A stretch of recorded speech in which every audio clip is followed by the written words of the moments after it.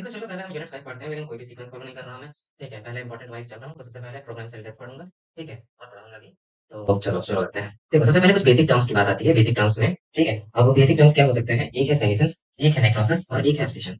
Senescence क्या है? एक एनर्जी डिपेंडेंट प्रोसेस जिसमें सेल की खुद से डाइजेस्टिंग मतलब खुद से खत्म होने की प्रोसेस होती है। अब ये एनवायरमेंटल फैक्टर्स भी इसको ट्रिगर कर सकते हैं और जेनेटिकली भी ट्रिगर हो सकता है, ठीक है? नेक्रोसिस क्या होती है? नेक्रोसिस को सिंपल शब्दों में डेथ ऑफ टिश्यू कहा जाता है, लेकिन ये डेथ फिजिकल डैमेज से हो सकती है या एक्सटर्नल एजेंट के अप्लाई हो सकती है। अब एक्सटर्नल एजेंट पॉइजन भी हो सकता है या कोई कैटलिस्ट हो सकता है। कैटलिस्ट तो नहीं होगा, वो पॉइजन ही होगा बेसिकली। एक्सटर्नल एजेंट में अब जैसे एजेंट ऑरेंज है, वो यूज हुआ था, 2-गामा-4-डीऑक्सिन, उसका यूज किया था अमेरिका ने वियतनाम वॉर में।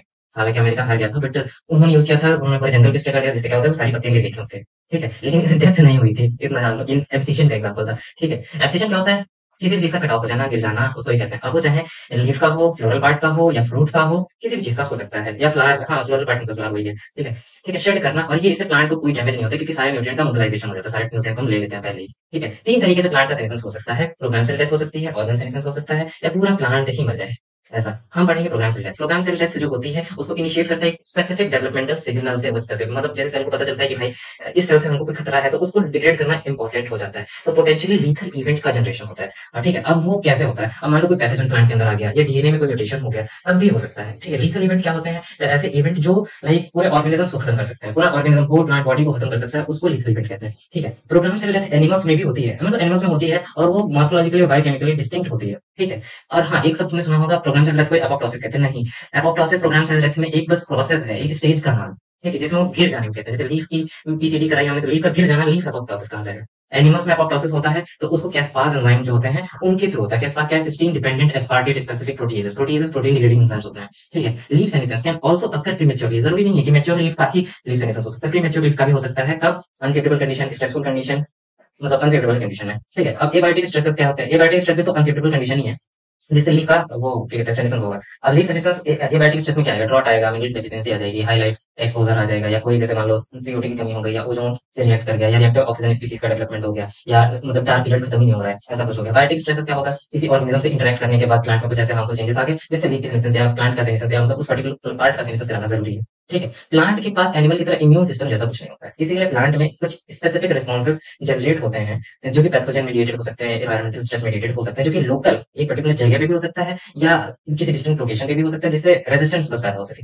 3 स्टेजेस होते हैं लीफ सेंसेस की, ठीक है? इनिशिएशन फेज, डिजेनरेटिव फेज और टर्मिनल फेज। ये ज्यादा बेटर समझ में आएगा इस डायग्राम से। इस डायग्राम में देखो मैंने 3 स्टेजेस डिनोट किए हैं। ये 3 स्टेजेस में पहला है इनिशिएशन फेज, दूसरा है डिजेनरेटिव फेज, तीसरा है टर्मिनल फेज, ठीक है? ज्यादा डिटेल नहीं पढ़ना। देखो प्लांट में एक सोर्स होता है, एक सिंक होता है। सिंक वहां होता है जहाँ मिनरल की या मतलब जिस जहाँ काम की जरूरत, मतलब मिनरल्स की जहाँ जरूरत होती है, ठीक है? वहां पर सोर्स से सिंक तक मिनरल्स को, न्यूट्रिएंट को, सबको लेके जाया जाता है, ठीक है? लेकिन जब हमको पता चलता है किसी लीफ की सेनेसेंस करानी है, उस लीफ में प्रेजेंट जितने भी काम के मिनरल्स हो सकते हैं, जैसे नाइट्रोजन हो सकता है, फास्फोरस हो सकता है, पोटेशियम हो सकता है, अलग अलग हो सकते हैं, बोरोन हो सकता है, सबका ट्रांसपोर्ट करा करके ऐसी जगह लेके आए जहां हम उसको स्टोर करके रख सकें, ठीक है? उसको स्टोर करके रखना ही मतलब सबसे पहले तो देखो उसको मूव करके लेके आना, क्योंकि भाई हमको पता है कि आप उस लीफ को हम गिरा देंगे, तो उसमें से सारी काम की चीजें निकाल लेना, ये इनिशिएशन फेज होता है, ठीक है? अब निकालने की प्रोसेस को ही डिजेनरेटिव फेज कहते हैं, क्योंकि जैसे देखो पहले पूरी लीफ ग्रीन है इधर, ठीक? उसके बाद इसमें सिम्टम शो होना शुरू हुए क्योंकि न्यूट्रिएंट का मोबिलाइजेशन हो रहा है पीला। अब आज के बाद से अगर तुमको कहीं भी किसी प्लांट में लीफ में आधी लीफ पीली या कहीं बॉर्डर पे पीली या उसमें पीलापन दिख जाए, तो तुम्हें समझ में आना चाहिए कि उस लीफ का जल्दी ही खात्मा हो जाएगा, उससे न्यूट्रिएंट को लिया जा रहा है, ठीक है? और उससे न्यूट्रिएंट का देखो ट्रांसफर हो रहा है, ठीक?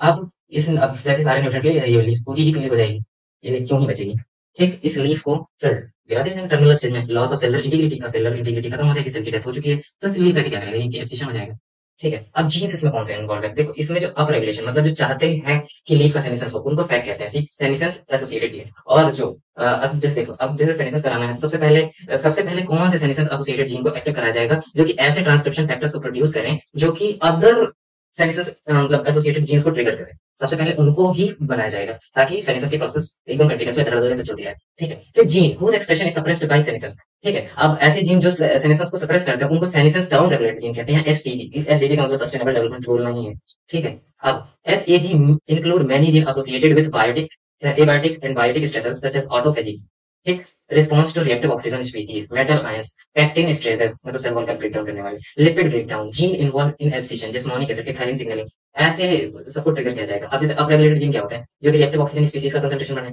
ठीक है? वाटर के स्ट्रेस को मतलब वाटर के स्ट्रेस कॉज ना करें, मतलब क्योंकि अगर वाटर स्ट्रेस हो जाएगा तो सारी चीजें बंद हो जाएंगी, तो ऐसा नहीं होना चाहिए। ऑटोफेजी करें, ठीक है? ऑटोफेजिक ट्रांसपोर्ट यानी सारे मिनरल का ट्रांसपोर्ट हो, एबीए की सिग्नलिंग ट्रिगर करे, एबीए स्ट्रेस हार्मोन, तो स्ट्रेस हार्मोन रिलीज नहीं होना चाहिए। क्यों नहीं होना चाहिए? हाँ, क्योंकि जैसे अगर स्ट्रेस हार्मोन रिलीज हो जाएगा तब तो ये रिएक्टिव ऑक्सीजन स्पीसीज तो बनेगी ही नहीं ना। हाँ, तो एबीए को एक तरह से सप्रेस करना होगा, तो एबीए की सिग्नलिंग को कंट्रोल करता है, जिसमें एसिड भी वही काम करेगा, ट्रांसक्रिप्शन को, मेटल आयन को, डीएनए बाइंडिंग को, कैरोटीनॉइड, कैस पास एक्टिविटी, पेक्टिनेज, इन सब की एक्टिविटीज को बढ़ाने का ही काम होगा। ठीक है। ठीक। ठीक वैसे ही डाउन में क्या है कि इन सब की एक्टिविटीज को, जैसे अमीनो एसिड का मेटाबॉलिज्म, भाई इनका मेटाबॉलिज्म करने की जरूरत क्या है? अगर कोई सेल को हमको खत्म करना है तो भाई ये सब रुक जाना चाहिए, तो इन सबको कम किया जाएगा। ठीक है। राइबोसोम्स की एक्टिविटी जो कि प्रोटीन सिंथेसिस करता है, कार्बन यूटिलाइजेशन यानी फोटोसिंथेसिस। ठीक। कैरोटीनॉइड बायोसिंथेसिस से भी फोटोसिंथेसिस से रिलेटेड है। साइटोकाइन मेडिएटेड सिग्नलिंग मतलब सेल डिवीजन टाइप की एक्टिविटीज, क्लोरोफिल बायोसिंथेसिस मतलब फिर से फोटोसिंथेसिस, ग्लाइसिन मेटाबॉलिज्म, या मतलब अल्टीमेटली समझ में आ गया होगा। ठीक। और इस इमेज में यही सारी बातें लिखी हुई हैं, कुछ एक्स्ट्रा नहीं लिखा है। अब प्रोग्राम सेल डेथ क्या कहते हैं प्लांट में कितने तरीके का है? ठीक है, दो तरीके का है बेसिकली। एक डेवलपमेंटल है, एक stress induced program cell death है। ठीक। अब डेवलपमेंटल में क्या है कि occur as a part of normal growth and differentiation process. हाँ, ये नॉर्मल होता है। ठीक। एक वेजिटेटिव स्टेज होगा इसमें, एक रिप्रोडक्टिव स्टेज होगा। ठीक। अब वेजिटेटिव स्टेज में क्या होगा? वेजिटेटिव पार्ट्स जैसे रूट कैप का प्रोग्राम सेल डेथ करा दिया, जाइलम का डिफरेंशिएशन में होता था, उसका प्रोग्राम सेल डेथ करा, लीव्स एंड ये वेजिटेटिव है। लेकिन रिप्रोडक्टिव में क्या होगा? जैसे पोलन ग्रेन में टेपिटम होता है, ठीक है, उसका डिग्रेडेशन करा दिया तो रिप्रोडक्शन नहीं होगा। ठीक है। सीड का डेवलपमेंट होगा तो भाई प्लांट सीड प्रोड्यूस नहीं कर पाएगा तो आगे बढ़कर रिप्रोडक्शन नहीं होगा। ठीक है। अब फ्रूट एब्सिशन या राइपनिंग, इसका क्या कहते हैं प्रोग्राम सेल डेथ करा दिया है, तो फ्रूट एब्सिशन मतलब फ्रूट फल अभी बना ही नहीं हो, गिर गया एंड से, क्या मतलब है? ठीक। तो ये सारी चीजें हो सकती हैं। रूट कैप में क्या है? रूट कैप का अगर हम करा देंगे तो प्लांट नीचे ग्रो ही नहीं कर पाएगा, अल्टीमेटली पूरे प्लांट की डेथ हो सकती है, या मतलब उस पर्टिकुलर रूट की जो ब्रांच होगी उसकी तो डेथ हो जाएगी। ठीक है। मान लेते हैं कोई ऐसे रूट है जिसमें कोई बैक्टीरिया इन्वेट कर दिया, तो उस रूट की डेथ करा देंगे आप, क्या फर्क पड़ता है? ठीक। जाइलम का डिफरेंशिएशन, अब जाइलम का डिफरेंशिएशन नहीं होगा तो प्लांट में अपर पार्ट की ग्रोथ रुक जाएगी, क्योंकि जाहिर सी बात है water is basic need for everyone, चाहे प्लांट हो चाहे एनिमल हो। अब जाइलम का डिफरेंशिएशन हो गया, अब जाइलम में जेनकाइमा और ये जो ट्रैकीड वेसल्स ये सब सही से नहीं बन पाएंगे, तो फिर वाटर का ट्रांसपोर्ट ही कैसे होगा? ठीक। और ओल्डर लीव्स का प्रोग्राम सेल डेथ कराना, और ये तो मैंने बता दिया सेनेसेंस क्या होता है। ठीक है। स्ट्रेस इंड्यूस क्या होता है? देखो, एक हाइपर सेंसिटिव रिस्पांस होता है, एक abiotic stress induced program cell death वो होता है, और एक सेनेसेंस अंडर स्ट्रेस उस तब होता है। अब देखो हाइपर सेंसिटिव में क्या होता है कि rapid PCD at infection site, ठीक है, कोई एक पैथोजन आके इन्फेक्ट किया, उसकी वजह से प्लांट में हाई मतलब कुछ सिग्नल्स जनरेट हो गए। ठीक है। उससे क्या होगा कि reactive oxygen species, salicylic acid, jasmonic acid, इन सब की कंसंट्रेशन हाई हो गई मान लेते हैं। ठीक। अब जैसे ही हाई हो गई, देखो अल्टीमेटली तुम बस इतना जानो, आरओएस की कंसंट्रेशन हाई होते ही अंदर का ऑक्सीजन रिएक्ट करने लगेगा, वो फोटोसिंथेसिस इन सारी चीजों में पार्टिसिपेट करेगा ही नहीं, तो फिर डेथ हो जाएगी ना। सैलिसिलिक एसिड पाथवे वो सब याद ना किया तो भी रिएक्टिव ऑक्सीजन स्पीसीज के बना देगा ना। ठीक है। एबायोटिक स्ट्रेसेस में क्या है? अब वो तो होते ही आरओएस के लिए है।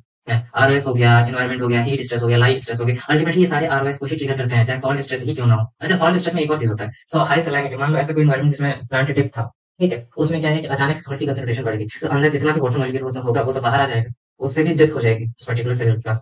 ठीक है। ड्रॉट स्ट्रेस में क्या है कि फिर अब वाटर मॉलिक्यूल है ही नहीं प्लांट में, तो प्लांट भी खुद को वाटर डेफिसिट कंडीशन में कब तक ही जिंदा रखेगा? अल्टीमेटली एक टाइम ऐसा आएगा जब प्लांट का वाटर कंटेंट कम होगा, और जब वाटर कंटेंट कम होगा तो हाई एक्सपोजर लाइट का होगा, या जो भी कंडीशन रही होगी, हीट कंडीशन होगी, तो वहाँ आरओएस का जनरेशन हो जाएगा, और फिर प्लांट की डेथ कंफर्म।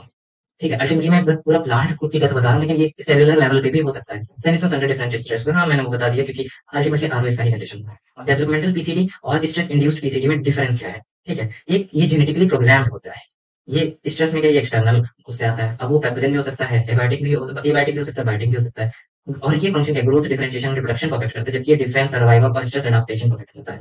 ठीक है। अब जाइलम फॉर्मेशन, टेपिटम डिग्रेडेशन, यही सब होता है इसमें। Hypersensitive, drought induced, light induced, कुछ भी हो सकता है, हीट इंड्यूस्ड स्ट्रेस। ठीक है। इसमें हार्मोन्स इन्वॉल्व होते हैं, ऑक्सीजन, इसमें रिएक्टिव स्पीसीज जैसे आरओएस, सैलिसिलिक एसिड जैसे। तो चलो ठीक है, अब इस वीडियो में हम पढ़ेंगे सिग्मिक एसिड पाथवे। इस लिंक पे क्लिक करके भी हम ये चीज सेम चीज पढ़ सकते हैं, बट एक्जेक्टली सेम होगी नहीं होगी उसकी गारंटी नहीं है। सिग्मिक एसिड पाथवे एक 7 स्टेप की मेटाबॉलिक पाथवे है, जो कि बहुत ज्यादा इंपॉर्टेंट है, क्योंकि इससे सेकेंडरी मेटाबोलाइट्स की बायोसिंथेसिस होती है, जिस का प्राइमरी प्लांट मेटाबोलाइट में भी काम आता है। ठीक है। किसकी मदद से होता है? बैक्टीरिया, आर्किया, फंजाई, एल्गी, इन सब प्रोटोजोन्स। ठीक है। ये पाथवे किस चीज के लिए रिस्पांसिबल है? फिनाइलएलानिन, टायरोसिन और ट्रिप्टोफैन की सिंथेसिस के लिए, जो कि एक एसेंशियल अमीनो एसिड, ट्रिप्टोफैन तो इवन प्रिकर्सर है उसका, ऑक्सिजन का, और ये सिर्फ प्लांट्स में पाया जाता है। ठीक है। अब रोल क्या है सिग्मिक एसिड पाथवे, मतलब रोल हम बाद में पढ़ें, पहले हम सिग्मिक एसिड पाथवे पढ़ लेते हैं। देखो ग्लूकोज एक मॉलिक्यूल है, अगर हम एचएमपी शंट से जाते हैं तो इरिथ्रोज 4 फॉस्फेट बनता है, और ग्लाइकोलाइसिस से जाते हैं तो फॉस्फोइनोल पाइरुवेट बनता है। ठीक है। अब इनमें एल्डोल कंडेंसेशन होता है तो हेप्सोनिक एसिड बनता है, हेप्सोनिक एसिड में NADP H+H+ आता है, और ये फॉस्फेट ग्रुप निकल जाता है तो 3 हाइड्रोक्विनिक एसिड बनता है। फिर इसका साइक्लाइजेशन होता है तो वाटर मॉलिक्यूल निकलता है तो 3 हाइड्रोसिग्मिक एसिड बनता है। 3 हाइड्रोसिग्मिक एसिड में NADP+ आता है, और इससे बनता है सिग्मिक एसिड। सिग्मिक एसिड से फिर फॉस्फोइनोल पाइरुविक एसिड आता है यहाँ पे, वो आके लगता है तो फिर सिग्मिक एसिड से वो बनता है, ये यहाँ पे आके जुड़ जाता है। ठीक। सिग्मिक एसिड 3 फॉस्फेट बनता है, सिग्मिक एसिड 3 फॉस्फेट से कोरिस्मिक एसिड बनता है। अब कोरिस्मिक एसिड क्या है? ये एक ऐसा एसिड है जो कि एक साथ 2 चीज़ें कंटिन्यू करता है। पहला एंथ्रानिलेट सिंथेज़ के प्रेजेंस में एंथ्रानिलिक एसिड बनता है जो कि ट्रिप्टोफैन बनाता है आगे चल के, और कोरिस्मिक म्यूटेज़ के प्रेजेंस में परफेनिक एसिड बनता है, जिससे अल्टीमेटली 2 प्रोडक्ट आते हैं। एक फिनाइल एलानिन आता है अगर फिनाइल पायरुविक एसिड प्रिकर्सर मिला यहाँ पे, और para hydroxy phenyl pyruvic acid मिला जो कि एक फ्लेवोनॉइड है, तो टायरोसिन बनता है। देखो 3 अमीनो एसिड है, तीनों अमीनो एसिड बन गए, और ये एक स्टेरॉइड्स हैं बेसिकली, ठीक है? अब हमने साइकिल पढ़ ली, अब इसका रोल क्या है वो देख लेते हैं। देखो बायोसिंथेसिस में रोल प्ले करता है कुछ फेनोलिक्स, फिनाइल एलानिन, हाइड्रोक्सिलेज, इन सारे कंपाउंड्स की, ठीक है? अब टायरोसिन के में भी करता है, प्रिकर्सर की तरह काम करता है बायोसिंथेसिस ये फिनाइल प्रोपेनॉइड के उसमें, ठीक? और इस फिनाइल प्रोपेनॉइड जो है उसकी मदद से हम प्रोड्यूस करते हैं फ्लेवोनॉइड, क्यूमेरीन, टैनिन, लिग्निन, काइटिन, ये सारी चीजें। गैलिक एसिड बायोसिंथेसिस में मदद करता है। देखो 3 हाइड्रोसिकमेट जो है, ये 3 हाइड्रोसिकमिक एसिड मैंने लिखा है, अगर एक एच निकाल देंगे तो 3 हाइड्रोसिकमेट बनेगा, ठीक है? वो जो है अगर वहां पे सिकमेट डिहाइड्रोजिनेज आ जाता है तो 3 5 डाइडिहाइड्रोक्सी सिकमेट होता है जो कि रीअरेंज कर लेता है खुद को गैलिक एसिड में, ठीक है? अदर कंपाउंड भी बनता है सिकमिक एसिड जो कि प्रिकर्सर इंडोल का, indole derivative aromatic amino acid like tryptophan, और ट्रिप्टोफैन डेरिवेटिव साइक्लिक कंपाउंड जैसे डाइमिथाइल ट्रिप्टोफैमीन, इससे भी वो बनता है ऑक्सिन, ठीक है? बस। हेलो, आवाज आ रही है? हाँ ठीक है, चेक हो गया। हाँ देखो अब हम पढ़ते हैं एसिडेट पाथवे। दो तरीके के रास्ते हैं एसिडेट पाथवे में, एक मेलोनेट पाथवे, एक मेवालोनेट पाथवे, ठीक है? पहले हम मेवालोनेट पाथवे पढ़ेंगे, फिर मेलोनेट पाथवे पढ़ेंगे, सीक्वेंस मैंने उठा दिया है, ठीक है? कोई बात, वैसे कोई फर्क नहीं पड़ता है, ठीक? अब मेवालोनेट पाथवे जो है उसको आइसोप्रेनॉइड पाथवे कहते हैं क्योंकि उसमें आइसोप्रीन बनता है, ठीक है?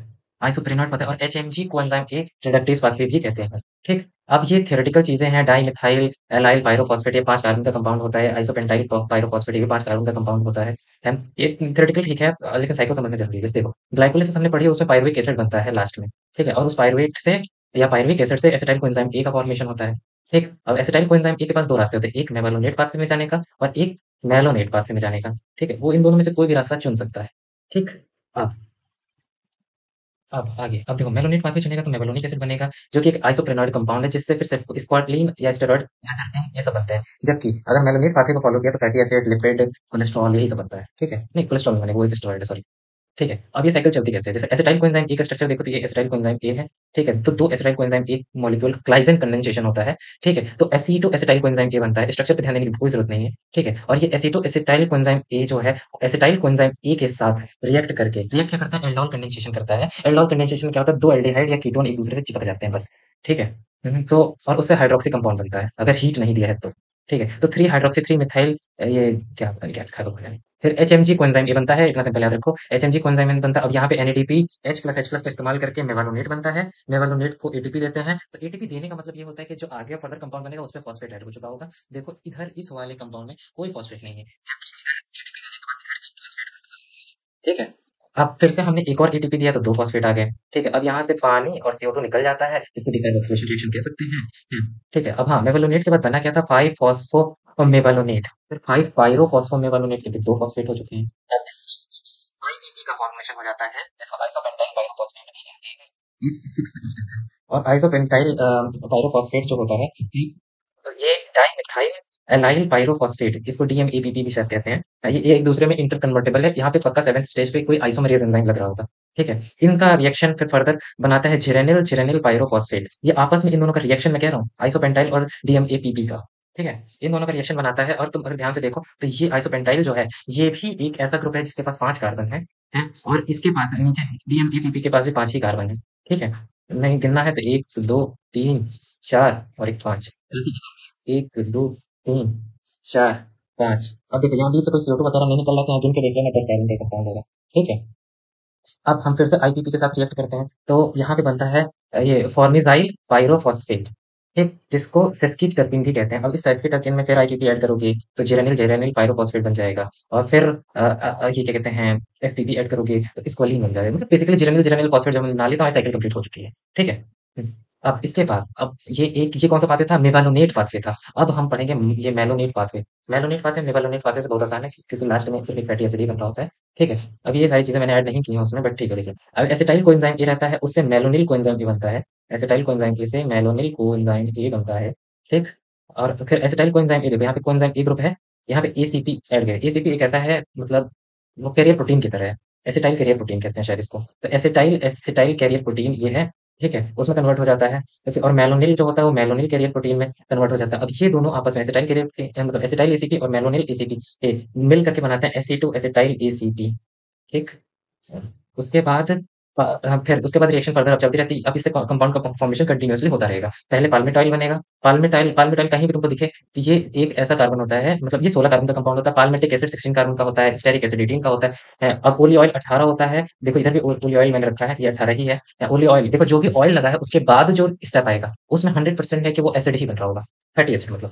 ठीक है, फिर ये linolenic acid, linoleic acid, arachidonic acid, और इनका प्रिकर इनसे पहले वाला कंपाउंड क्या होगा, लिनोलॉयल एसीपी। ये लिनोइल एसीपी, एरिकिडोनॉइल एसीपी। ठीक है, ये मिल करके अल्टीमेटली फैटी एसिड बना दे रहे हैं। ये साइकिल कंप्लीट हो रही है यहाँ पे। कौन कितने कार्बन का होता है ये सब सिर्फ एडिशनल नॉलेज के लिए जान लो तो ठीक है, बट बहुत ज्यादा इन डेप्थ में जाने की जरूरत नहीं। ठीक है, और ये थ्योरी तो पता ही होगी। अच्छा हाँ, पॉलीक्रीटाइड्स क्या होता है, कंफ्यूजन हो सकता है। जैसे मैंने कहा, शुगर जो होता है पॉलीहाइड्रोक्सी एसिड, हाँ एल्डिहाइड या कीटोन होता है। ठीक है, तो अब मान लेते हैं कोई ऐसा शुगर है जो पॉलीहाइड्रोक्सी कीटोन है। ठीक है, तो उसका जब हम एल्डोल कंडेंसेशन करा देंगे तो उसका पॉलीहाइड्रोक्सी कीटाइड बन जाएगा। ठीक है, मेरे हिसाब से यही बहुत जरूरी चीज थी जो कि मैंने बता दिया है। हाँ, और मैं देख रहा हूँ बट कुछ ऐसा दिख तो नहीं रहा है जो कि बहुत मतलब साइकिल एक्सप्लेन करने के बाद भी बहुत तड़पना पड़े। ठीक है।